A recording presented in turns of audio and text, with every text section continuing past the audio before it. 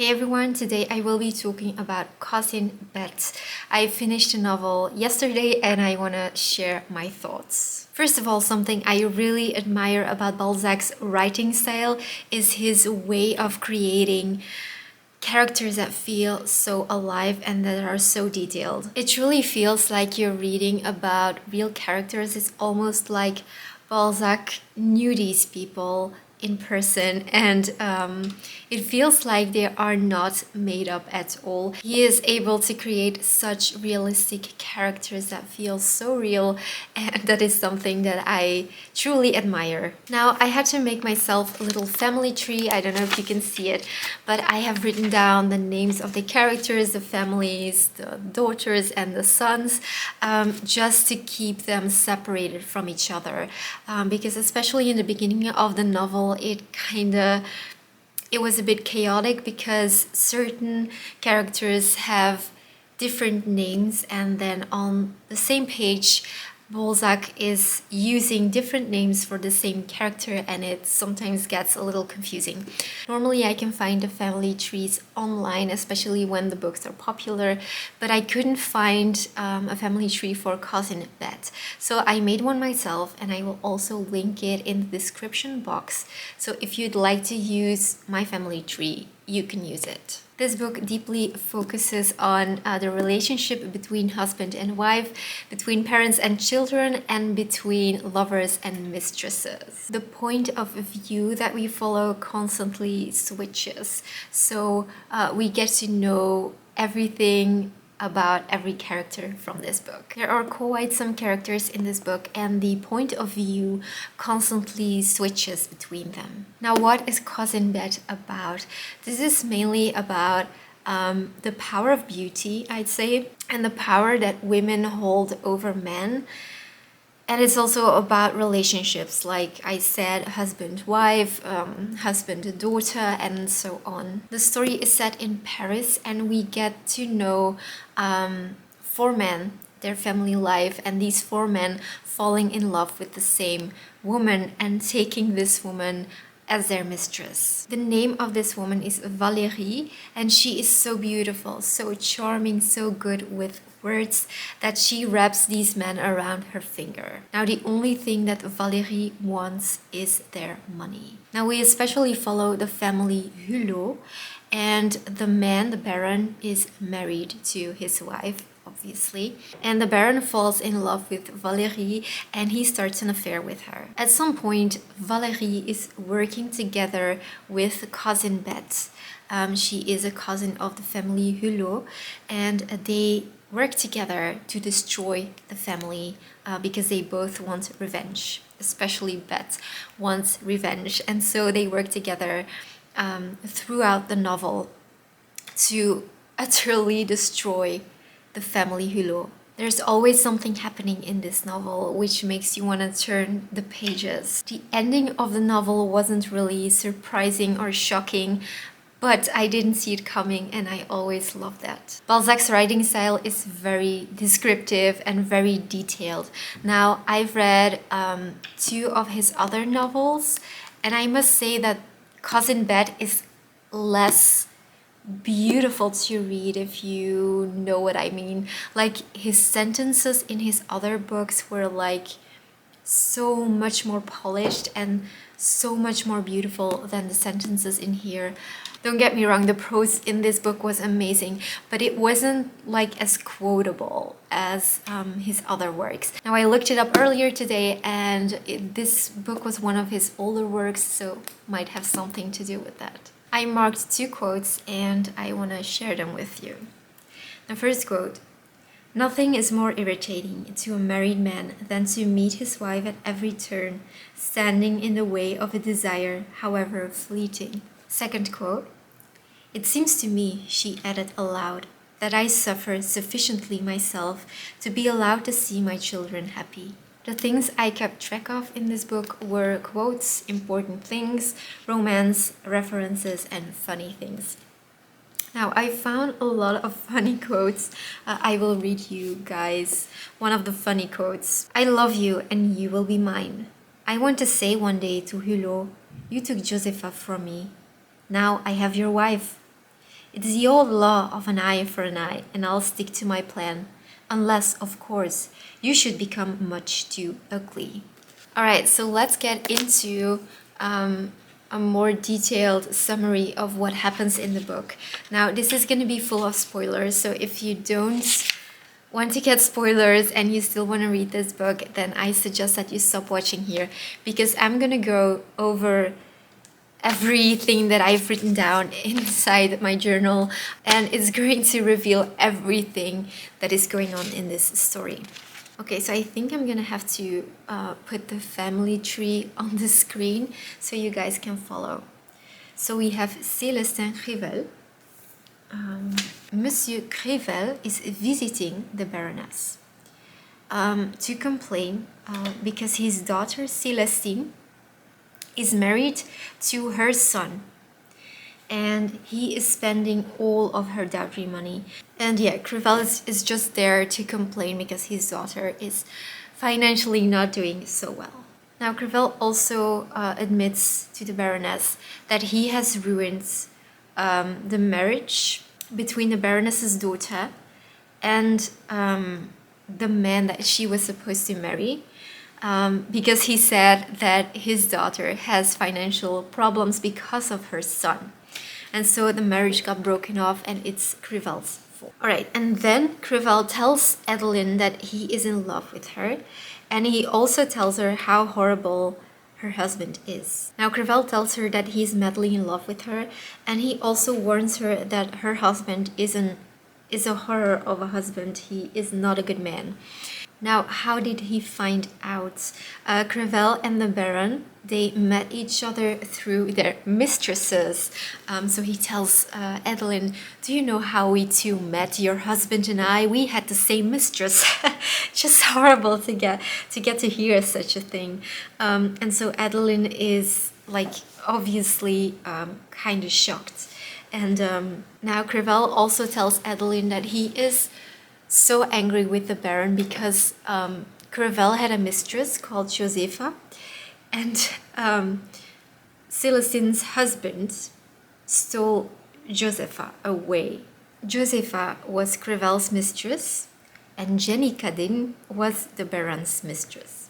Crével tells Adeline that he absolutely hates how her husband is treating her. And then one day, Célestine's husband stole Josepha away, the scoundrel. And so he ruined himself financially by supporting her. Crével wants to help Adeline's daughter Hortense get married because he ruined the marriage that was supposed to happen. But Adeline, in return, must be kind to him. Be kind to him because he's in love with her and she isn't in love with him. But she must be kind. Now, we switch to cousin Bette. She is Lisbeth Fisher, and she's Adeline's niece. Bette has always been envious of her beauty and of her wealth. Bette herself is ugly and old-fashioned, and she has turned down all of the suitors that have ever proposed to her. Now, one day, Bette trusts Hortense with a secret. She is secretly in love with Count Wenceslas Steinbock, a Polish man. Now we switch back to the Baron's life. So the Baron drops off Bette at her apartment where she lives, and there we get introduced to a very important character who is going to ruin the lives of all the characters, and that is Mademoiselle Valérie Fortin.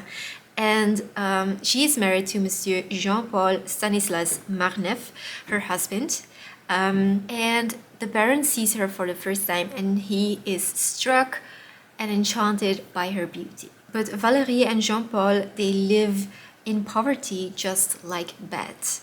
One time, Hortense gets to meet Bette, her sweetheart, Wenceslas, and Hortense decides that she wants to marry Bette's lover. Now, this is a moment where I thought, oh my god, what a bad person this Hortense is, because stealing someone's lover is just such a mean thing to do. Wenceslas is a sculptor, and one day Hortense is buying an artwork from him. And both parents have nothing against the marriage, so Wenceslas has heard Bette talk about Hortense, and now that he's seen her, he has fallen for her. So they both fall in love with each other. When Beth hears about this, obviously she's furious that Hortense is going to steal her lover, and Crevel is also very angry. Then we get a little backstory about how Bette and Wenceslas met. Bette saved his life when he tried to kill himself. And of course now she cannot believe that he is betraying her. Now Hortense and Wenceslas are getting married, and the Baron takes Valérie as his mistress and further neglects his wife, just like Crevel has warned Adeline that he would always continue to hurt her. Now Crevel wants to get revenge because the Baron stole his mistress one day, and now he wants to get revenge and steal Valérie from him. It soon gets clear that Valérie isn't interested in neither Crevel nor the Baron. One day, a Brazilian man that Valérie knows from her past is visiting her, and she seems interested in getting intimate with him. Then we get back to Wenceslas. He got married with Hortense, and since he got married, he lost his creativity. They are having financial issues because he's always postponing his work. Cousin Bette is acting this whole time like she cares so much and like she's trying to help, and she's very sweet to them. And she tells Wenceslas that he should go visit Valérie to borrow money from her. Meanwhile, Valérie and Bette set up a plan to destroy all the men who are in love with her. Valérie sends a letter to Wenceslas that she is carrying his child. And the wife, Hortense, reads the letter and she leaves Wenceslas, broken, alone, angry, disappointed. Valérie then meets up with the Baron and she sets up a trap for him. The police gets sent by Monsieur Marneuf, her husband. And Hulot, the Baron, realizes that Valérie has set it all up. He returns to his wife in tears. He goes to Adeline in tears, and he admits that he made a mess of everything and that he couldn't believe that she was so good to him, and Adeline is his world, and he asks her forgiveness and everything. Now, one day, the Baron receives a letter from his nephew that he needs 200,000 francs urgently. Adeline decides to offer herself to Crevel, hoping that he will still love her enough to lend her the money because they have financial issues and they cannot send or get the money. Now Adeline hopes that Crevel is still in love with her, and she goes over to him to ask him money and to offer herself to him. But alas, Crevel has been in love with Valérie, and she promised to marry him after her husband would die. Adeline doesn't have the charm of Valérie, and she's too virtuous to have the same impact on men as Valérie has. All men are falling prey to her, and all of these men are falling prey one by one to Valérie, and it is really sad to see because she is destroying their lives. Crevel decides to help Adeline, but when he tells everything to Valérie, she gets furious and she convinces him not to give her any money. If he does, he will never see her again. Now the Baron has stolen money from the state, and a scandal arises. His nephew, in the meantime, commits suicide because there's no money coming to him, and the scandal comes to light. When they tell the Baron's brother what happened, he is furious and ashamed, and he has ashamed the family name. He cannot understand why his brother took a mistress while being married to his beautiful Adeline. Hulot's brother dies, and Bette is even more furious since it was her plan to marry the Baron's brother. Now, Hulot has been away for 3 years to run away from his debts and to run away from the state. And Adeline has been looking for him for years. She has even visited his old mistress, Josephine. There's a lot of emphasis on the fact that Adeline is perfect and virtuous, and that is the reason why she cannot keep her husband from seeing other women. The Baron has changed his name to Père Torek, and he lives now in a quarter where there is no scandal. Crevel says that he's marrying Valérie in the meantime, and everyone warns him that she is in fact in love with Wenceslas. He doesn't want to see this, and Valérie eventually marries Crevel. Now, the climax of the story, the jealous Brazilian guy poisons them both. And Valérie loses her beauty because of this disease. She loses her charm. The Baron returns home and Lisbeth dies while she's still furious about the events. I think the stress somehow killed her. Now Adeline and her husband are back at home, so the Baron is back home, and Adeline is super happy that she has her husband back. But then one night she hears Hector say to one of the servants that he will marry the girl once his wife is dead. And then at the end, Adeline dies. Alright, so this was my little summary that I've written down from the book. I hope it was useful, and if you decide to read this book and pick it up, I hope you will enjoy it as much as I did. Thank you so much for watching, and I will see you in the next one.